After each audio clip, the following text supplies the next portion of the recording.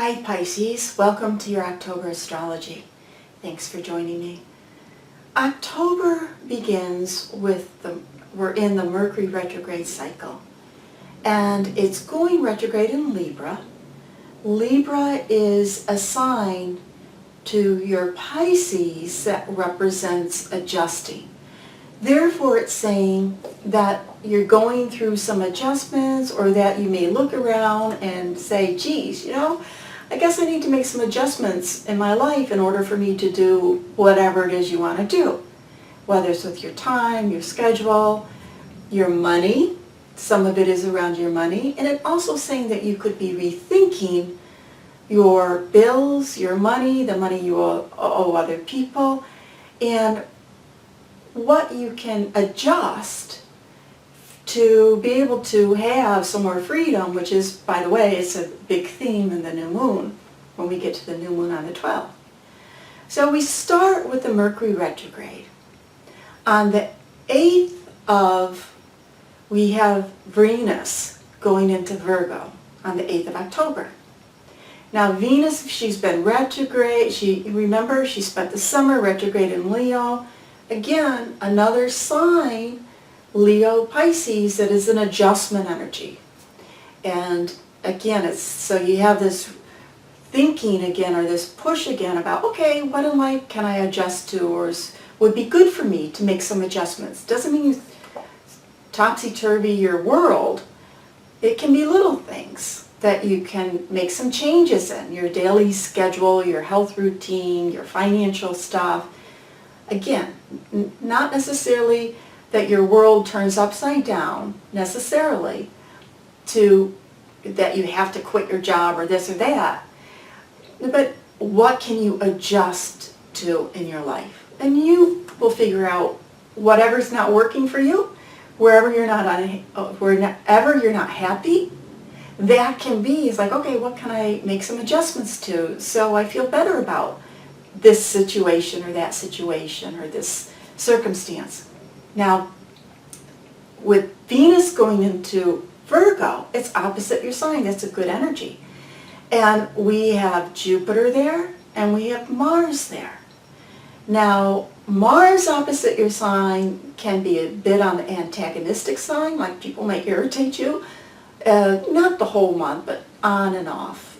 Not the whole time that Mars is in Virgo, but on and off. There might be some irritations.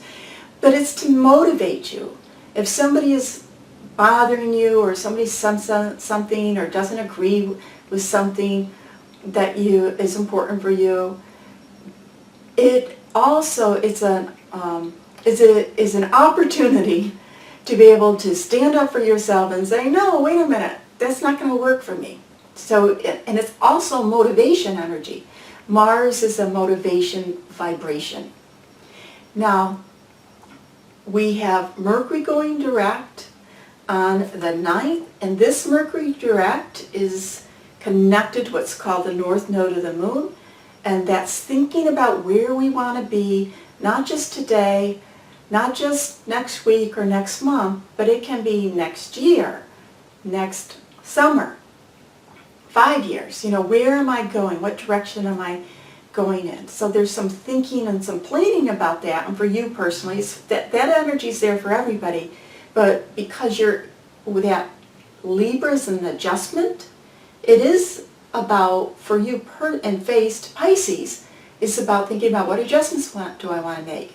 Libra, of course, is around relationships, and so there can be some adjustment you make with friendships and relationships in general. Now, the new moon is where all the real strong juice is. The new moon on the 12th, it is connected to, by opposition, to the planet Uranus, which is like, let me free. I want to be free. Let me out of here. I want my freedom. It's also opposite Eris, which is a symbol of feeling left out in life, hurt in life.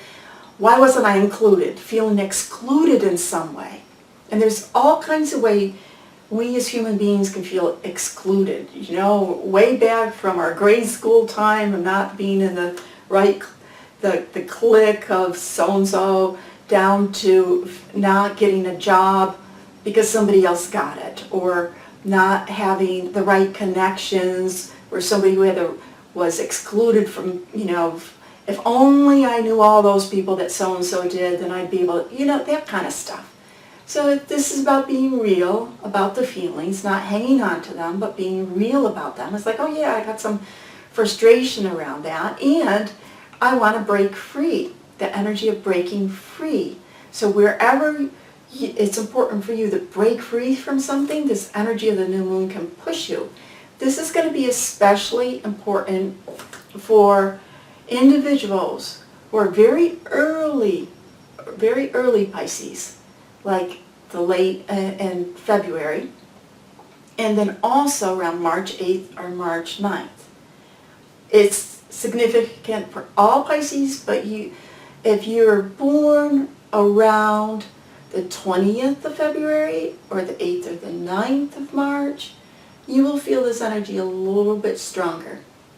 Now, there is a Venus-Saturn square that's happening with this new moon, and because Saturn has just moved into Sagittarius, it was there last winter, went back into Scorpio, that Saturn in Sagittarius, which is going to take a couple years before it moves on, is a long-term undercurrent vibration that says, hey, where am I going with my career? Am I doing what I want to do, what I feel that is necessary for me to do with my professional life? And it's all connected with money and everything. Are you doing what you want to do, the freedom, the balance that's important for you in life? Now, this new moon also has another undercurrent that is connected with your modern day ruler Neptune. And it's a Neptune-Saturn vibe that you see in midpoints for the astrologers out there that work with midpoints. But Neptune-Saturn, it's an undercurrent, remember. It's not consciously, the conscious energy is like, get out of my way, I want my freedom. It's like, I want to do something different. But the vibration underneath is a subconscious voice that if you don't believe that you can do something different, if you don't believe you can make the adjustments, that energy can pull you down, because that energy can be a disappointment. It's like, I've tried it before and it didn't work. Oh, but this, oh, but that. If you don't believe in yourself, then the pep talk energy that's going on isn't going to work or won't work for long. So you want to be very conscious and let go of any despair, any disappointment, any negative programming that you may have that's holding you back from your highest and greatest good. Now, there is the sun shifts into Scorpio on the 23rd, a water sign to your water sign, so you start to get that trine. It's called a trine phase, and deep feelings. So a lot of deep feelings can begin to emerge. But that sun shifting into Scorpio is a reminder to have fun in life, to connect with your creative powers. Creativity is a big word. It can go into anything that you touch and anything that you do. But it is a reminder to open your heart, to laugh and have fun.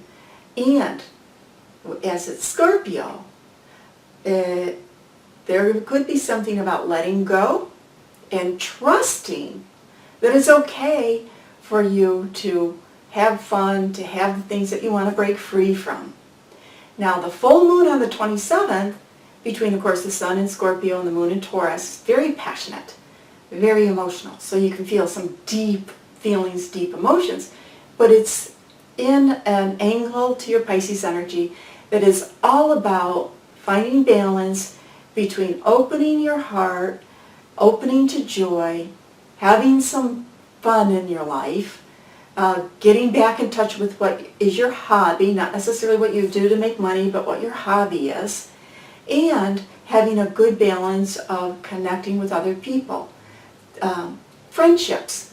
A lot of times it's acquaintances. It doesn't have to be your best buddy, but just a nice balance between being out there in the outer world and going connecting with friends, connecting with a group, connecting with an organization, and having time to do your own thing that brings you joy, opens your heart, your hobby. Thanks, Pisces, and have a great October.